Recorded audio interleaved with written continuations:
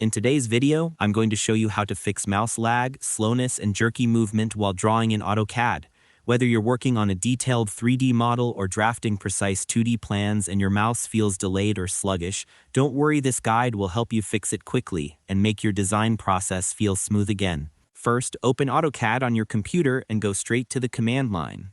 You'll find it at the bottom of your screen. It's that little bar where you can type in commands to control different parts of AutoCAD. Once you're there, type 3D config and press enter on your keyboard. This will open up the graphics performance window. Over here, you'll see several settings that control how AutoCAD interacts with your computer's hardware. The most important one to check is hardware acceleration. If it's turned off, go ahead and enable it. What this does is shift some of the heavy graphics work from your CPU to your GPU, and since your graphics card is built to handle visuals more efficiently, this usually gives you smoother performance right away. After enabling it, move your mouse around and try a few drawing commands. Does it feel more responsive now? Great, but if you still notice stuttering or slow response, don't panic. Sometimes certain graphics drivers or system setups don't play well with hardware acceleration. In that case, simply disable it again and test if performance improves. To make the process smoother, here are a few quick tips. Make sure your graphics drivers are up to date, close any heavy background applications, and check that your AutoCAD version is updated to the latest release.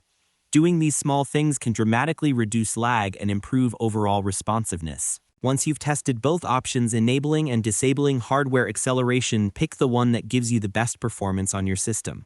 Every setup is a bit different, so it might take a little trial and error to find that perfect balance. After that, your mouse should move smoothly, with no more annoying delays or jittery lines. It's also a good idea to restart AutoCAD after making these changes, just to make sure the new settings apply correctly. Taking that extra step ensures everything runs perfectly and gives you the best possible drawing experience. And that's all there is to it. By following these simple steps, you'll be able to fix mouse lag, slowness, and jerky movement in AutoCAD easily and efficiently. Thanks for watching, and I hope this tutorial helped you get back to designing without interruptions. If this guide made your AutoCAD experience smoother, feel free to share it with others. After all, who doesn't love a faster workflow?